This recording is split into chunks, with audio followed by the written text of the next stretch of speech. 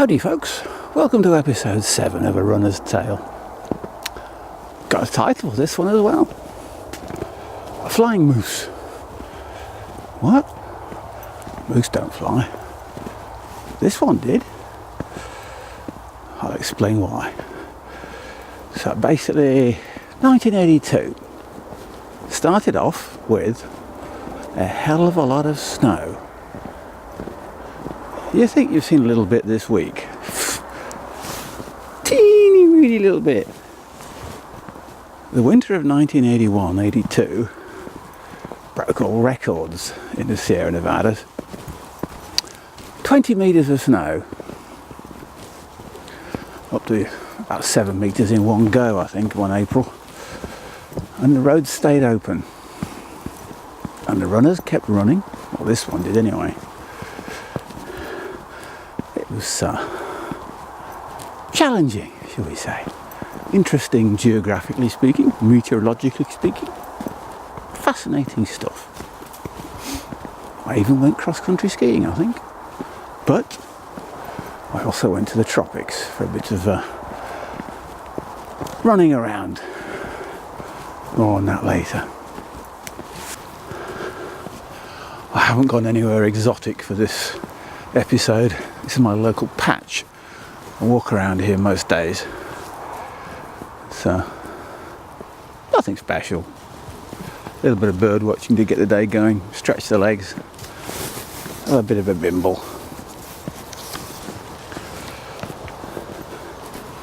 1982 started off how it finished. In the snow at Portola, to the north of Reno, just across the state line in California. And there was some serious snow there. Cars were buried, trucks were buried. I mean, 2 metres of the stuff. But I carried on running. Ended up getting a sore throat. Some of you might say tonsillitis, and that's what I put down in my diary, but I'm just going to go with a sore throat.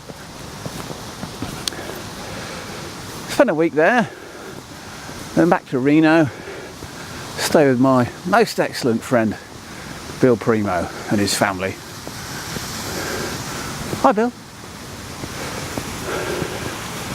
Spent a lot of time with Bill. I met him the previous summer while working on the campus at University of Nevada, Reno. He had absolutely nothing to do with athletics whatsoever. His sport was rodeo. He was a calf roper, California state champion. His wife at the time, Liz, she was a trick rider, later a bronc rider. And they had a little lad, Cody, who's all grown up now. I got to look after him while they were off doing whatever it was that they did on horses. My introduction to horses. I even got to ride one once. No bloody good at it. So, back to Reno. On with the training. And it was about time I had a race, I think. Oh. Went off to the subtropics. Flew across the States. It was cold and snowy all the way across. Landed in Boston, Massachusetts. And there was a DC-10 had slid off the runway a few days earlier. Landed in the harbour, and it was still there when we passed through. Stayed overnight. Went to a Japanese restaurant. My one and only time. Very nice it was too, very entertaining. And then off to Bermuda the next day. Stuck out there in the Western Atlantic, all by itself. This bit of British territory. Pink sand beaches. Crystal clear blue waters. Bloody expensive. And I was going to do a 10k road race there. What a stupid thing to do. You know, you don't go to the tropics for that. You go to lie on beaches. Drink pina coladas.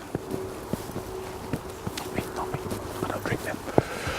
And anyway, it was a loaded race. Absolutely loaded. You know, top British guys had come over. Jeff Smith, Julian Gota. There's some top Yanks. Yeah. Bloody good field. And you know, like the wally I am, I tried to win it in the first 2 miles. Silly bugger. I'll never learn. You can't do that with the likes of Jeff Smith and Julian Goat. Swallow you up, bury you, spit you out. But, you know, I blew up. Completely and utterly. 2 miles. Major league stitch. I put it down at the time to too much cheesecake the night before. Is there such thing as too much cheesecake? I ask myself. You should ask yourself that as well. It's, you know, one of these important life questions. Is there too much cake? Too much cheesecake? No. Stupid question. So, bombed in the 10k. Next day was a marathon. And no, I didn't do a marathon. I don't do marathons. There's a lot more to athletics than marathons. Boring. But I did do the first 20 miles with a guy that does have a claim to be a marathon runner. John Graham, Scottish fella from Birchfield. He'd run something like 2 hours, 9 minutes and 28 seconds. Top notch. World class. One of the best ever. And we thought, well, let's do the first 20 miles. Nice Sunday morning run, why not? So we did, you know. Let all the people who are racing, let them go off and we'll just plod along behind them. When I say plod along, yeah, we weren't plodding, but we're having a laugh and a giggle. What else would you do with John Graham? So, we did 20 miles in 1 hour and 53 minutes. Nice, easy Sunday morning run. Very relaxing. How it should be. I enjoyed that. Got to see the beaches. Got some warm weather. Bloody good.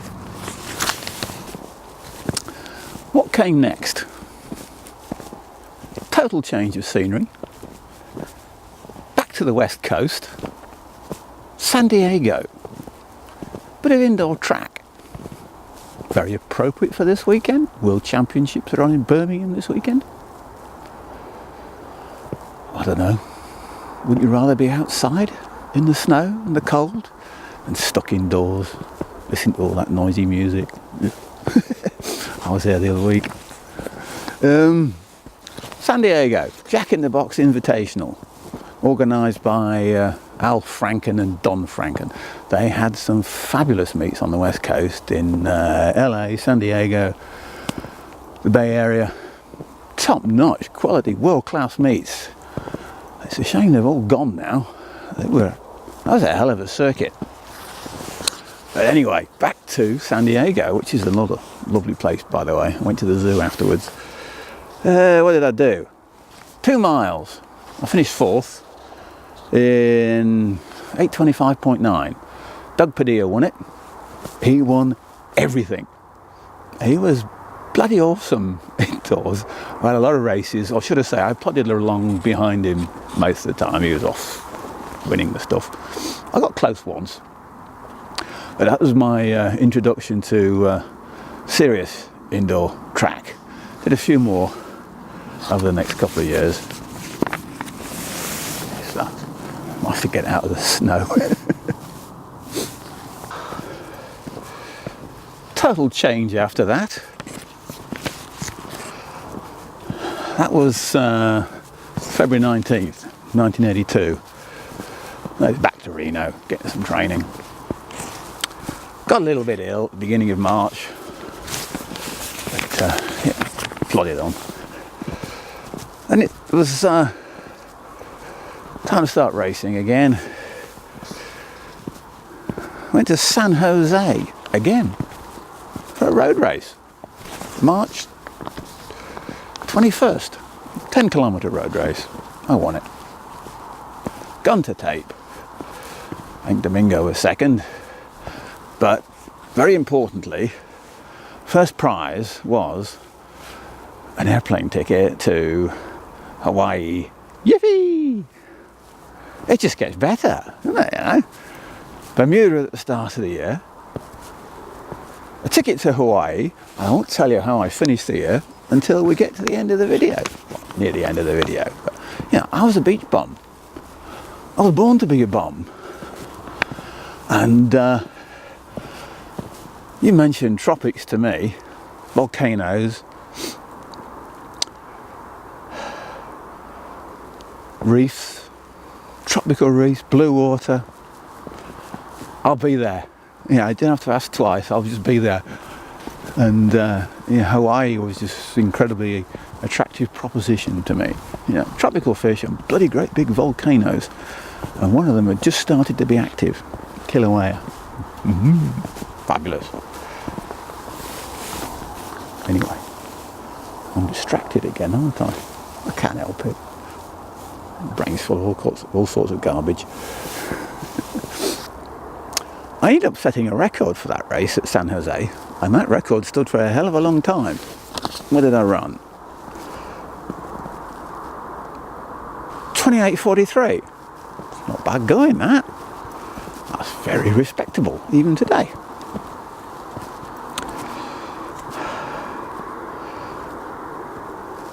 A couple of weeks after the San Jose race, it was back to Los Angeles, LA, for a race I'd heard about in the past, and I found the idea of doing it very attractive indeed, and I got the opportunity to do it. It was the Nike Club Grand Prix at Long Beach on the Formula One motor circuit. I thought, I'm going to go at this, and I was asked by another runner in Reno, Larry Lawson. We'd started to train together. He was an LA guy. And another bum, I hope he doesn't mind me saying that, he was partial to a bit of beach and all that kind of stuff. But it was a case of get a team together, get down there, race. So it was Larry, myself, a couple of other guys, but we needed a team, a club. There's not many of them about in the States. You know, you got the big clubs sponsored by the shoe companies such as Nike and Adidas and New Balance and all the rest of them, but we weren't part of that setup. We had to find our own club. But Larry had an idea. Half a mo, and I'll show you. I've got a little green hood on here, Joe. Do you recognise this? Just a mo. Right, recognise this, Joe? I'm talking to Joe Volk here. He sent me this a year or two ago. I know Joe from various races in Oregon and California. He's kept in touch. Now then, this is the club that we ran for, Moosehead Athletic Club. The greatest athletics club in the world, bar none. We had 2 Track and Field News front covers in the same year. Yeah, not bad for a club with only half a dozen members. Anyway, yeah, Moosehead Athletics Club, based in California, near San Luis Obispo. By the way, I must mention the artwork for this particular hoodie was done by Joe's son, Brandon. Very talented. Keep up the good work. And so we went down to LA, flew down there. It's only a short flight from Reno. I got to do it quite a lot. The race was the day before the actual Grand Prix event, Formula One Grand Prix event. It was squeezed in between practice sessions, so you had to be fast to get it done in the time. I'm not sure if it was 40 minutes or an hour, but you know, we had very little time to get onto the course, race, and get the hell off, or you get run over by a Ferrari or something like that. But, how many laps was it? 2 or 3? Can't remember. There's winding around, a few hills in it, some nice long straights to boot it. It's supposed to be an accurately measured course, but it wasn't. Well, course was accurate, but we didn't run the course, we cut the corners. That's what you do in a Formula One car. You go the shortest route, the fastest route. I ended up running some ridiculously fast time. Where is it? Let's have a gander. It's on here somewhere. 27:17. 10k on the road. World record by miles. No one's come close. Why not, you know? Go have a go at it. Try anything once. Yeah. Who else was in the race? Another guy that's on the telly this weekend doing a lot of commentating. Steve Cram. Kicked his butt. I led all the way. Coming towards the finish, there was a steep hill, and I thought, right, I'm going to get rid of this lot. I'll just boot it, bottom of the hill, and just hammer it up that hill, and then sprint like hell along the finish straight. Yeah, did the job. What came next?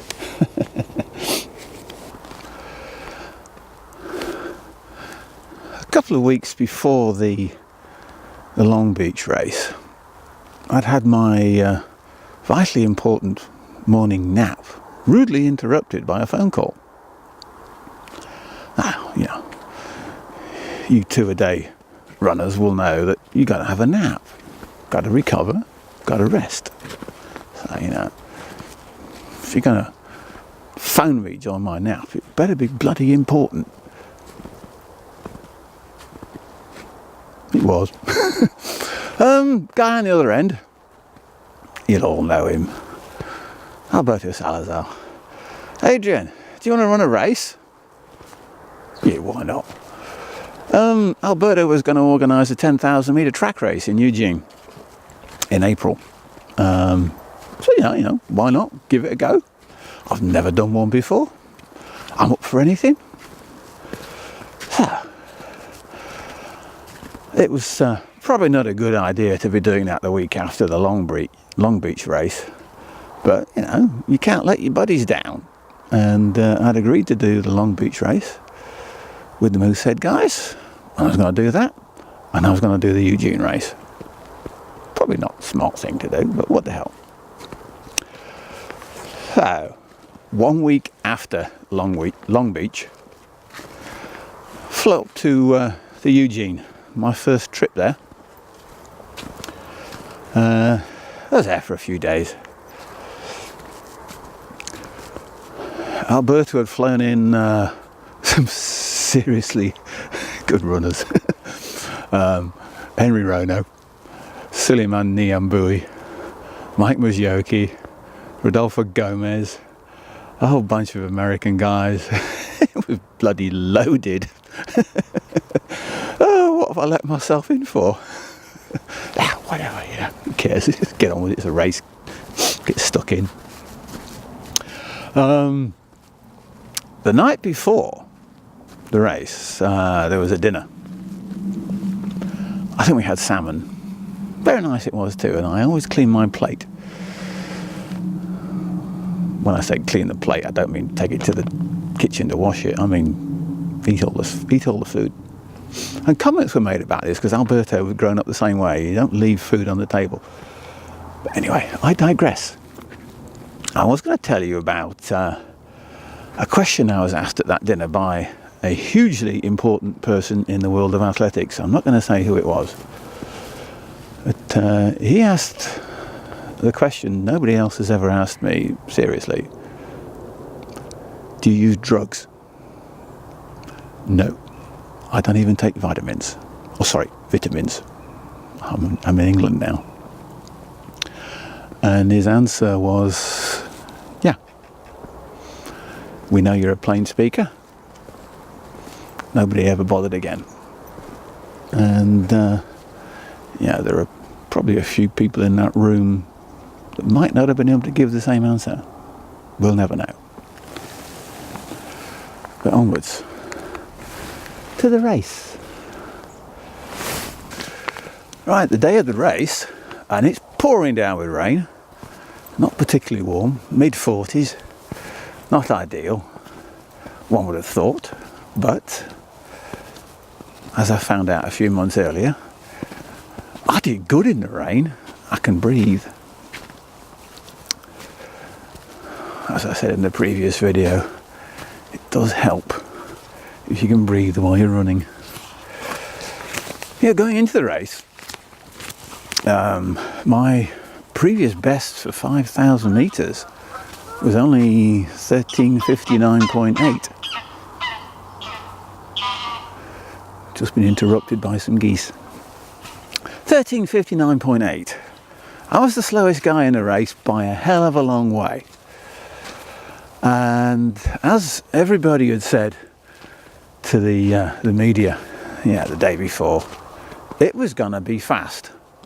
You cannot get a bunch of guys like that together and not have a fast race. But we didn't realise just how fast it was going to be. Lining up at the start line, I was cold. I was standing around, get on with it. Stop introducing people, just get on with it. I want to race. I'm freezing here. It's pouring down with rain. My hair was a mess. But I had my Moosehead singlet on. Green vest, yellow shorts, and a tan as well. Ready for it. Let's go. Get on with it. Gun goes off. I settled in at the back. I like being at the back. I picked that up from a guy called Wilson Waywar, 1,500 metre guy.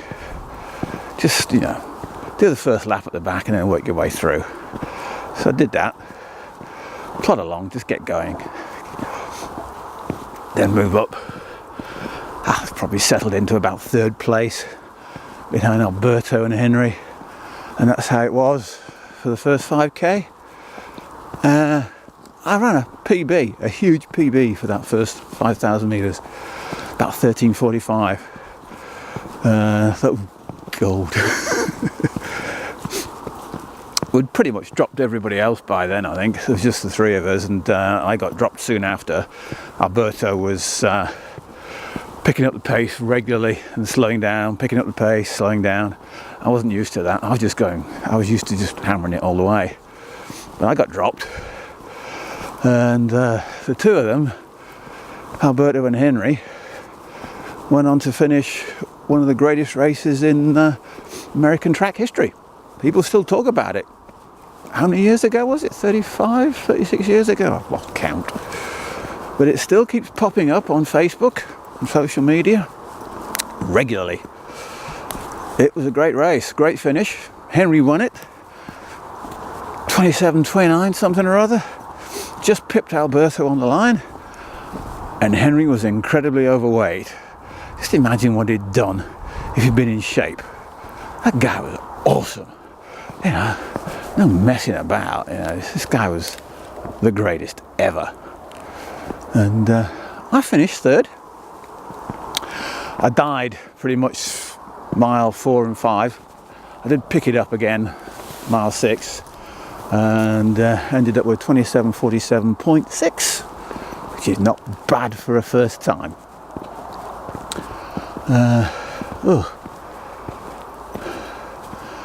What happened next? Probably put my clothes on. It was cold and wet. It was track season. Next up was the Mount Sac Relays, which is one of the great track meets in the world, I think. It's a bit underrated because it's early in the season, but the top Americans are there, and there's lots of other people from around the world go there now. I was going to do the 5,000 metres.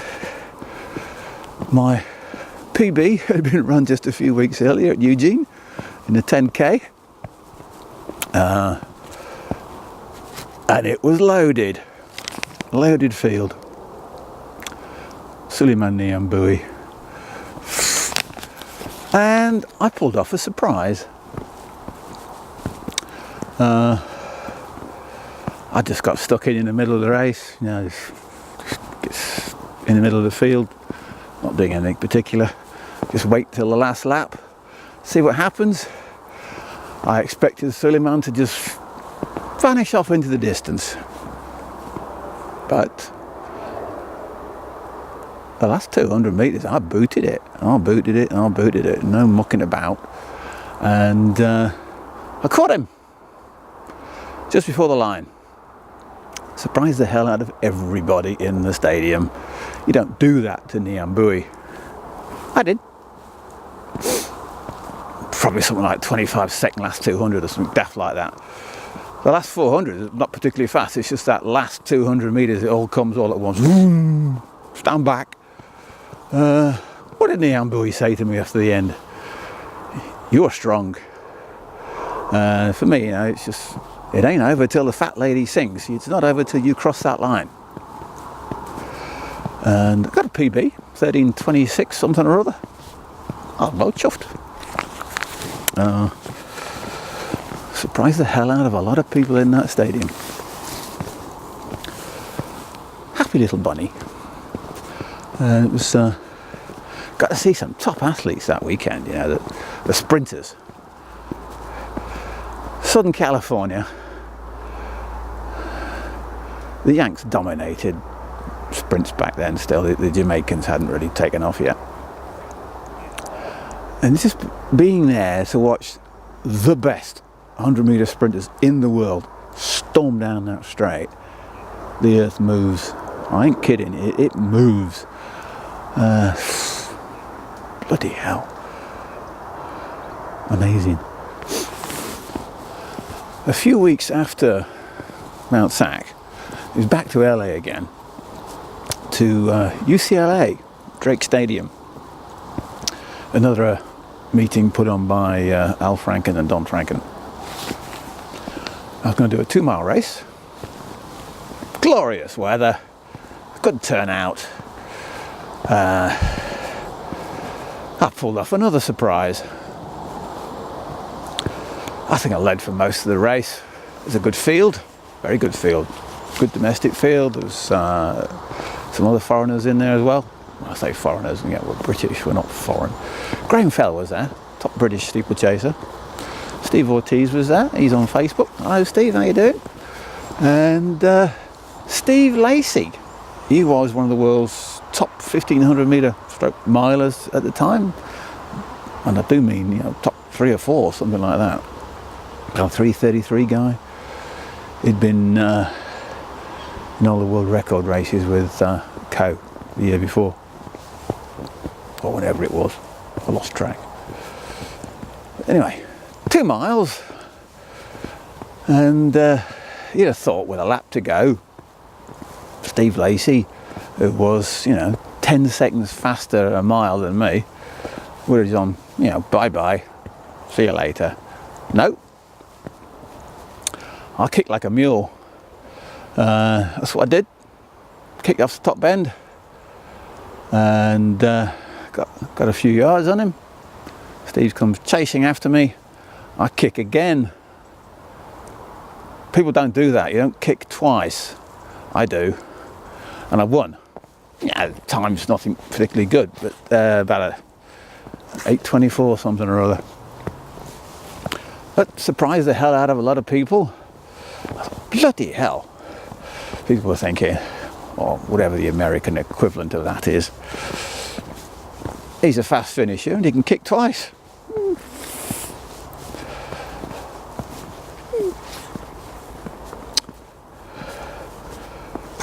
What happened next? I get to the good stuff now. That ticket I won in San Jose to Hawaii, I got to use it. Off I went. Larry came with me and we flew to Honolulu from LA.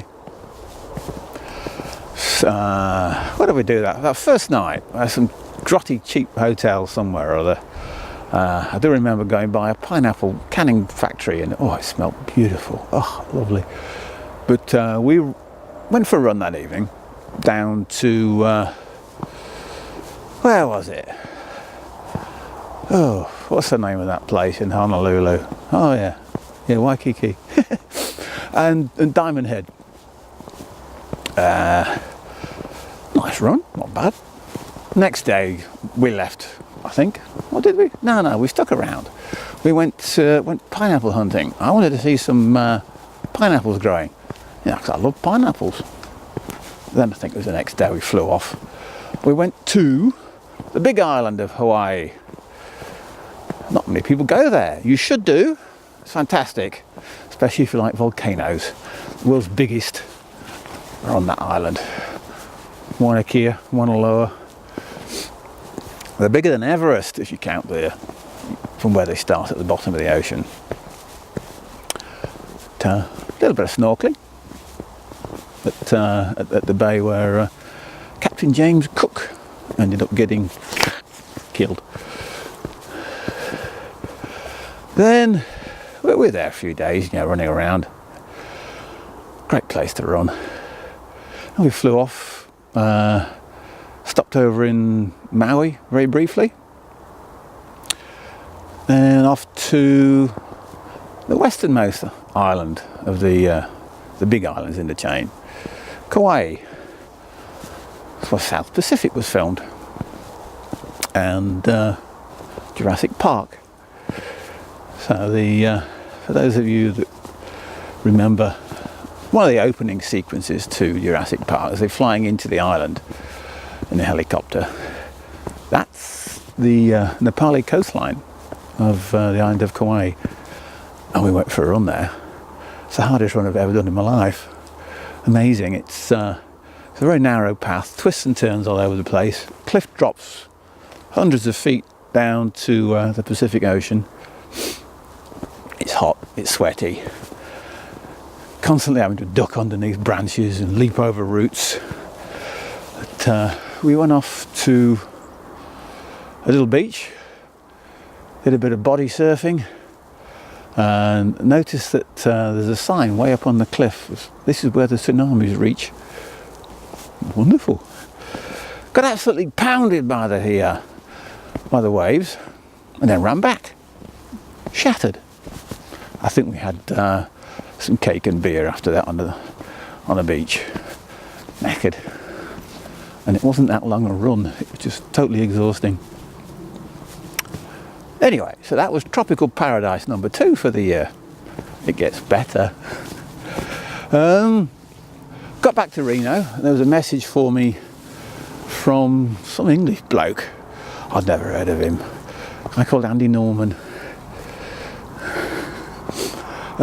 Get in touch. Would you like to come to Europe racing? I suppose so, yeah. Why not?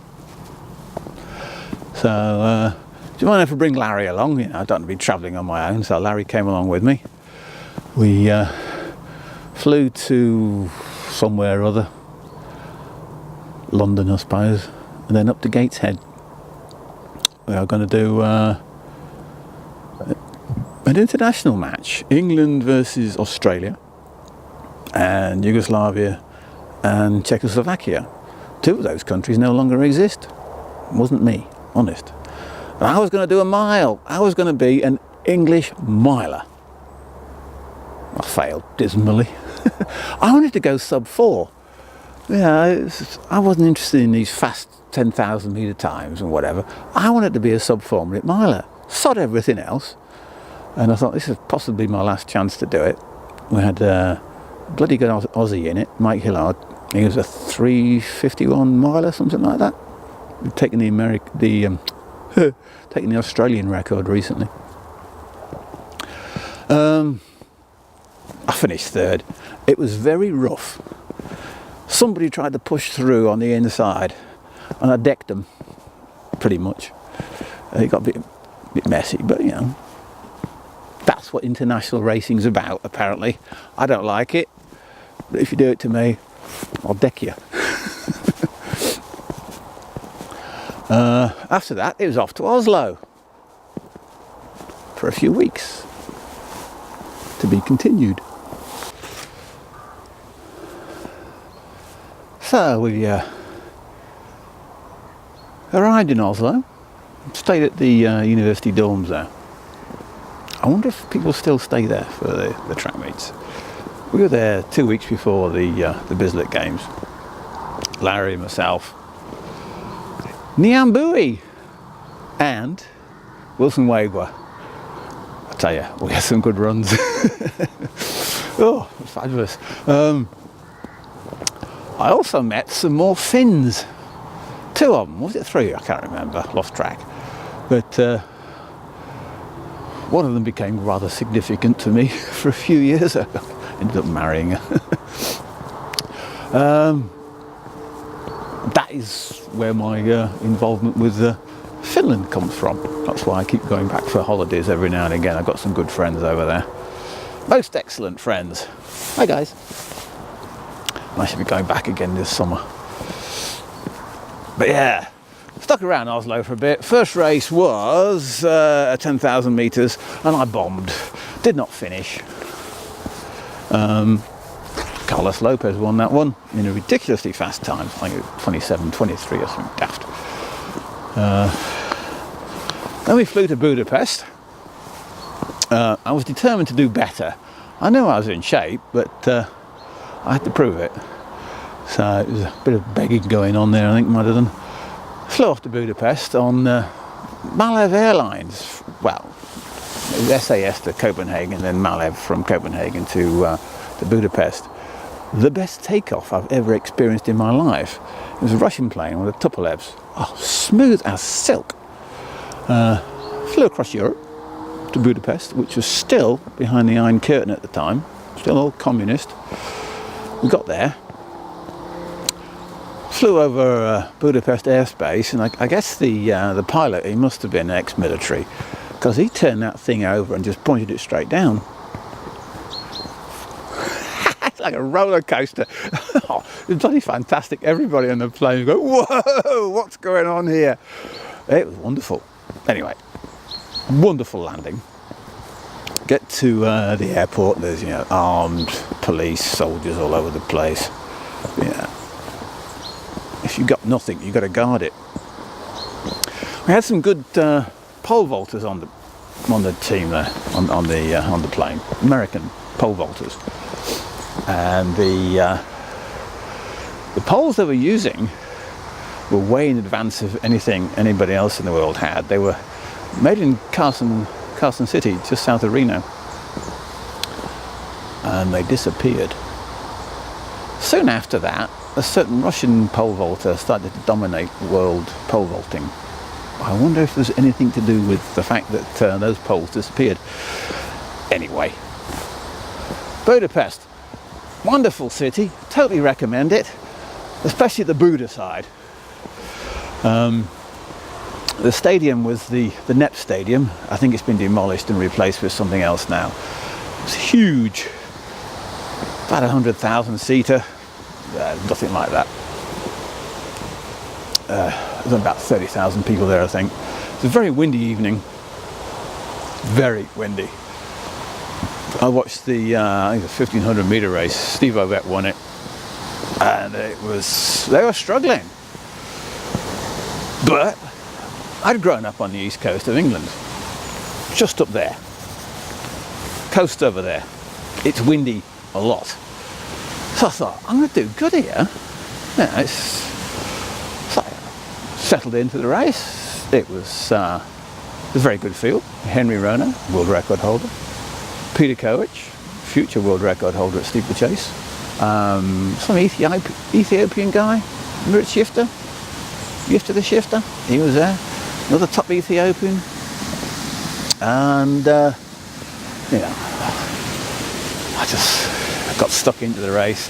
I was struggling, puffing and puffing. Not a pretty sight. But I thought, if I get to the last lap, I'll sort them out. I don't care how fast Yifter is, I'll sort him out. I just made that up. But no, Yifter wasn't at his best, so we can forget about that. And back straight, I think it's Henry, Peter, myself, and right, this race is mine. Took off, hit the home straight, give it a fist to Andy Norman, I'm back in business, won the race, great. It wasn't fast because it was so damn windy, it was about 13:34 or something like that, I don't know, don't quote me on it. The good bit, presentations after the race by a very famous runner, Emil Zatopek. Wow. Henry asked, who's he? He didn't know. So, back to Norway after that. We went to a little place in the fjords. Pardon my pronunciation here. Birkelo, something like that. Little village. We flew in by seaplane from Oslo. That was wonderful. Little four-seater over the fjords and the snowfields in the middle of summer, in the middle of the night. Wonderful. We landed on the water, cruised up to the village, did the race. It was a 3,000 metre race, I won it. We recommended that the organisers, Andy Norman and Sven Arne Hansen, who's top dog in European athletics nowadays, take the seaplane back to Oslo. Highly recommended. So they did, and they had a thunderstorm. We weren't in their good books. Oh, the joys. Ooh. The water you can hear is there's a little pond behind me, and there's water just gushing out of it. So back to Oslo, the Oslo Games at Bislett, for what turned out to be one of the greatest individual performances ever in the history of track and field. It's a 5,000 metre race, and geese again. I was expecting to do quite well, but I didn't. What happened that night? The guy that won it took off and absolutely demolished the world record. Dave Moorcroft. Phenomenal. Seriously, I got to watch that race from the other side of the track. There is a video of it. I'm just getting further and further behind. I'm shuffling along, and Dave is just flying. Just missed going under 13 minutes. Mind-boggling. The guy that came second thought he'd won it. Dave was that far ahead. Oh, one of the great individual performances. Well, possibly the greatest individual performance. Yeah, definitely the greatest.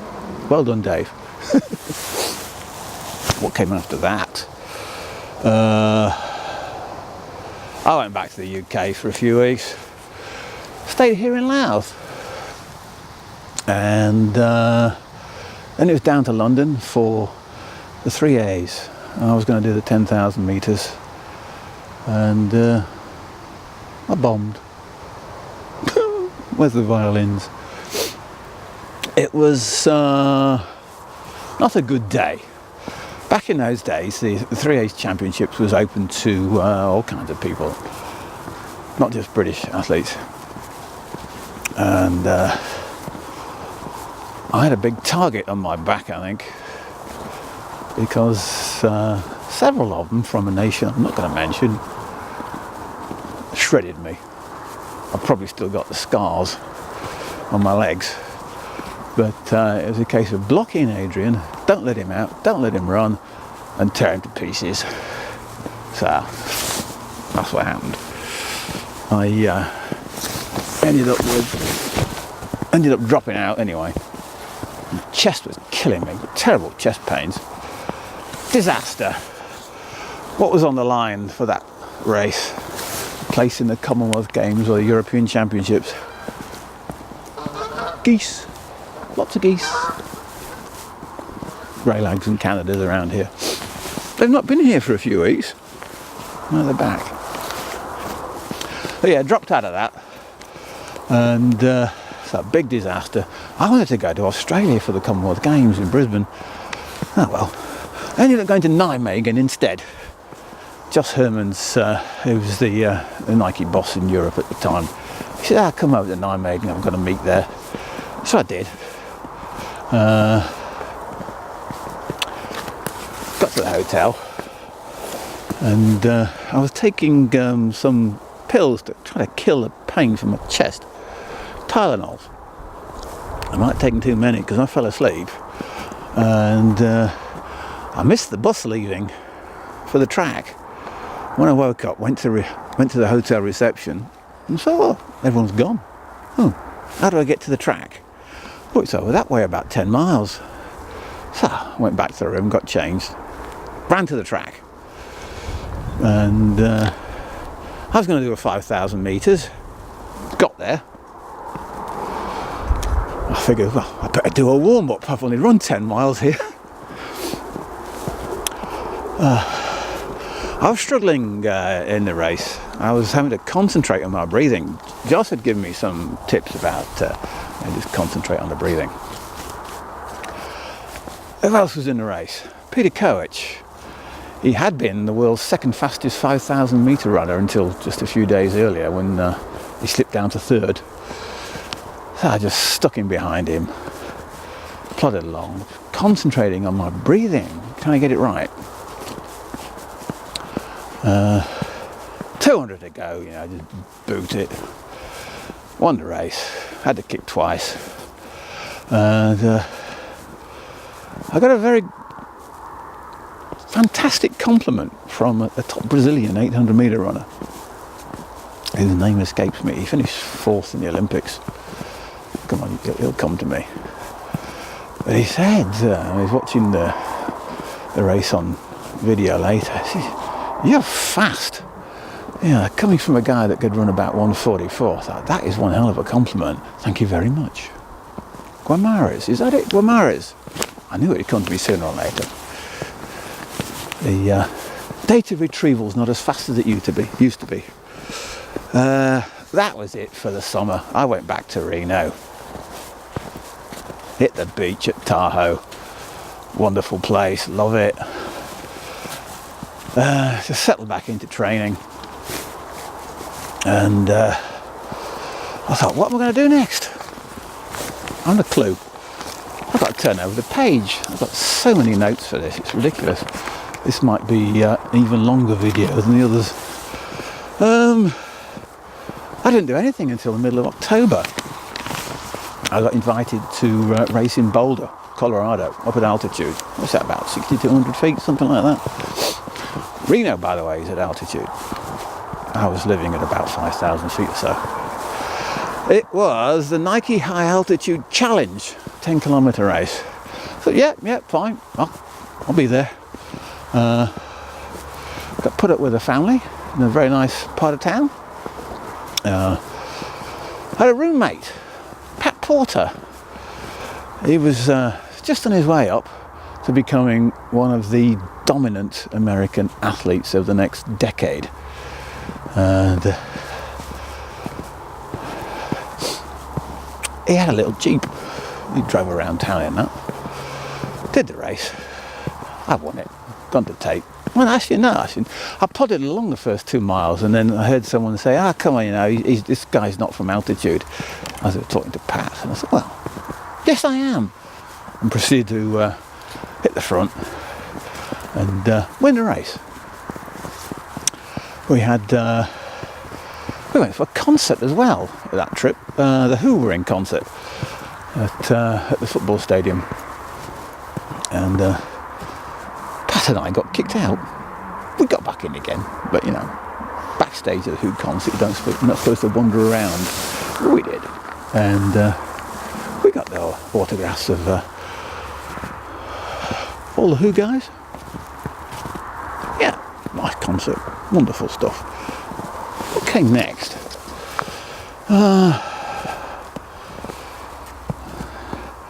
Oh yeah, November. I was just training. I ended up going to Eugene again and getting fitted for some orthotics because I had dreadful Achilles problems, and it was thought, well, try some orthotics, they might help. And they were very lightweight, and I used those for a few years. I was back to Reno, and the snow was starting to pile up. It was going to be another snowy winter, not as much as the previous one, but it was still pretty bad. Then I got a phone call in early December. It gets good. Yeah, I got a phone call from Dave Fleming, who worked at Nike in Eugene. Said, would you like to go to the Bahamas? Duh, stupid question. Yeah, all right. Because he knew I was big into snorkeling and tropical fish and reefs and all that kind of stuff. So somebody from the organising committee had rung up Nike and said, you got anybody you could send to the Bahamas for a half marathon? So, Wade, he'll go. He'll go anywhere. So, next day, bags packed, flew off to the Bahamas. Got a little bit delayed. The weather in the Midwest was bloody awful. But we got everything rearranged. Got there eventually. I was going to do the Blue Water Half Marathon in Nassau on Paradise Island, which is where they filmed some of the James Bond films. We had a wander around the casinos the night before. See the high rollers at the Bahamas. Oh my God, blue water. It's the clearest, warmest water. Oh, beautiful, beautiful. Anyway, I had to do a race, did that, won that. Back to the snorkeling, back to the beach. You got to get your priorities right, you know. There's more to life than running around, you know. Bit of snorkeling every now and again. So, that was the end of the racing for the year. Started off in Bermuda. Slight interruption in the middle of the year for, you know, dashing around Hawaii and Europe. Finished off in the Bahamas. Perfect. Bloody good year, I would call that. So, let's have a bit of a summary. I did 4,284 miles that year. Average thing is 82 miles a week. I did 14 weeks at 100 miles or more. Only 16 races, and I did not finish 2 of them. And it was a very different year to any other I'd ever had previously. Something I wanted to talk about, you know, to explain the Flying Moose title. The Moose bit, you know, you've seen the Moosehead hoodie. I'm running for Moosehead Athletic Club. Over in the southwest of Reno, in the foothills of the Sierras, was a route we used to run occasionally. Started out with a big climb, a really big steep climb, rough one as well. Lots of stones to leap over. Then it settled down to, you know, just a gentle incline. It's quite high up, but it was still in amongst the trees, which is nice. You know, most of Reno, well, all of Reno desert, the south west side and the west side, you get some trees up in the Sierras. But they made a change from running in the desert, which I totally enjoyed, by the way. But one day we're up there, coming back down, and there's this gentle slope down on pine needles. Yeah, pine needles are lovely to run on, very soft. I just had that feeling of total elation. I was flying. It felt absolutely wonderful. Yeah, people talk about the running high. That was it. I experienced it, and so, you know, hence the title, A Flying Moose. Yeah, I was stoned out of my mind on endorphins for years, but that was just for me total paradise, perfection, nirvana. Oh, absolutely wonderful. Totally recommend it. Anyway, folks, that's the end of episode 7. Next weekend it's the Inter-Counties Cross Country Championships, and it'll be a swamp because all this snow will melt tomorrow, and some of you are going to be racing around in it. Muddy. So, thanks for watching, folks. See you again soon, and salute.